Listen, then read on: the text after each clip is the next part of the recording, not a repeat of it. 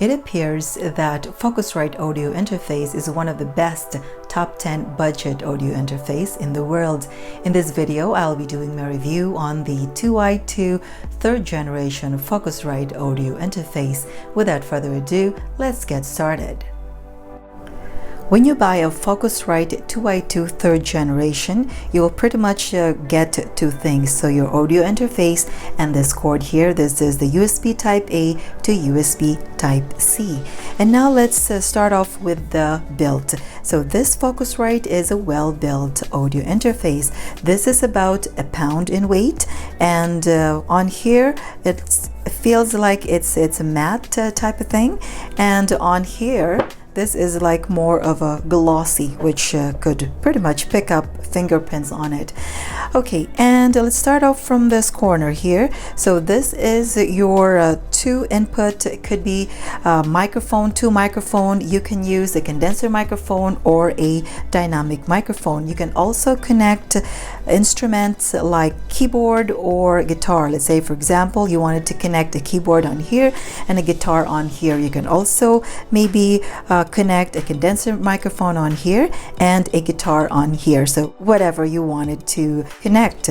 On these two input ports on here, if you're going to be connecting a condenser microphone, you will be needing the XLR male to female cable. And if you're going to be connecting a dynamic microphone, you will be needing the 6.35mm jack or 1/4 inch jack to XLR. And if you're going to be connecting a guitar or let's say a keyboard, most likely you will be needing the 6.35mm jack or 1/4 inch jack on both ends. And the gain volume knobs on here are your volume control for each of the inputs you will be connecting on here. If you will be connecting an instrument on here, you would have to turn this on, the one that says inst. And this air here, this is if you are going to connect a condenser microphone or a dynamic microphone. What it does is it makes your wordings clear whenever, let's say, if you're recording a song or podcasting. So this is a good function or feature with this 2i2 third generation. And now for the 48 volt power on here, if you will be connecting a condenser microphone, you need to turn this on. Otherwise, there won't be no audio using your condenser microphone.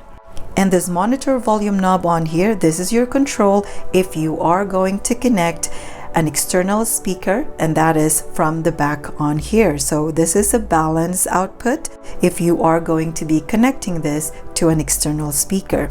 And this one here, this is where you will be connecting this cord on here. So pretty self-explanatory. The USB type C goes on there, and then the other end is to connect, let's say, to your computer or maybe to an iOS device if you will be connecting it there. But you will be needing some more cords if you will be connecting it to a device, maybe to a phone. Now this port here is to connect your headphone or earphone to monitor your audio. As you can see, this port here requires a 6.35mm jack. If your headphone has like that, then you can connect it directly through here. However, if you are going to use an earphone or a headphone that has 3.5mm jack that looks like that, then you will need an adapter that looks like this. This is 6.35mm TRS to 3.5mm female. So again, it looks like that, which is very simple. You just connect it through there and then you connect the other one to here, and that's pretty much how simple it is.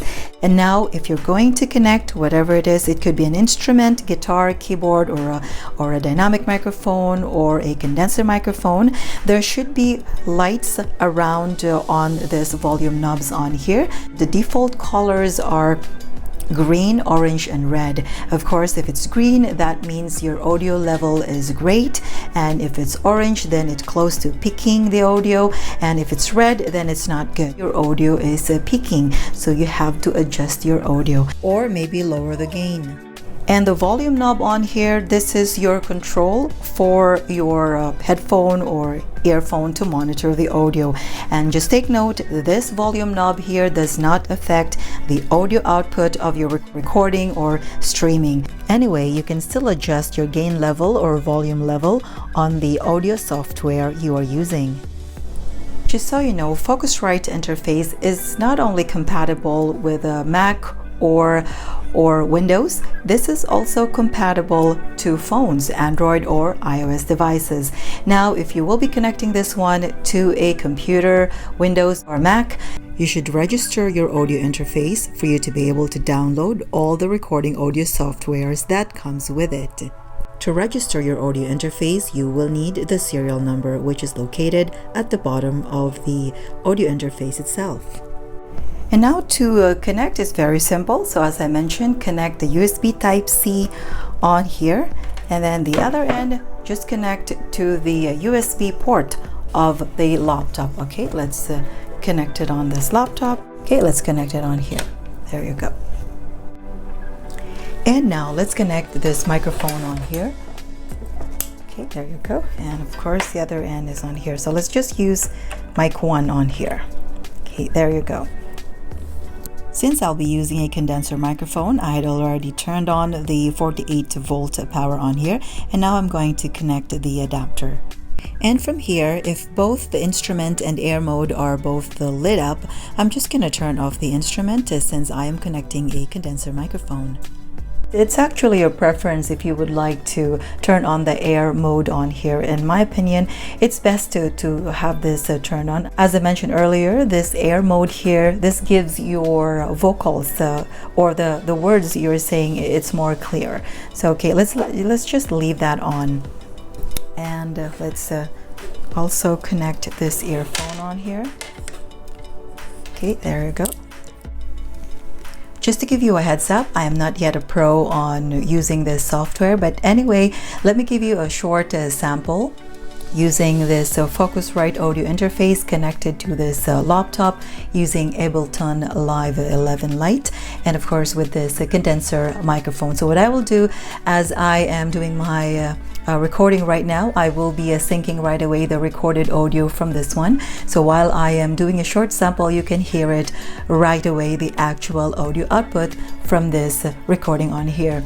However, there should be some more things that you can do. Let's say once you recorded it, you can add reverberation to it and any effects you would like to have. So this is the good thing if you are doing this recording, like something like this, because it's so flexible. You can adjust your vocals, and then you can adjust also your instrument or your background music. Anyway, let me do now the short sample recording on this setup.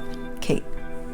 By the way, just so you know, I had imported an MP3 karaoke or background music on here on the track 2, so I can sing along with that. First, let me show you the sample song I recorded without effects added to it. Here we go.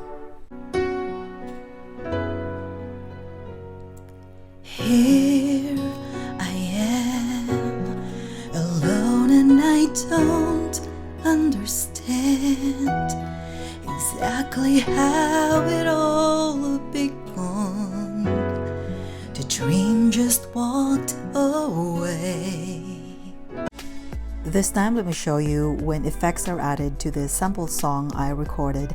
Again, as I mentioned earlier, I'm not yet a pro on this. I'm still learning, so I didn't do much really in editing the song. I just added some reverberation to this. I know you can do more, but anyway, here we go. I'm holding on when all but the passion's gone. Start, maybe we were trying too hard. It's crazy 'cause it's breaking my heart. Things can fall apart, but I know that I don't want you to go. Okay, there you go. Okay, I'm gonna stop the recording now from here. And that's all I can share for today. Thanks again, guys, for watching. If you like this type of videos, please give it a like. And if you want more of this type of videos, please consider subscribing if you haven't done yet.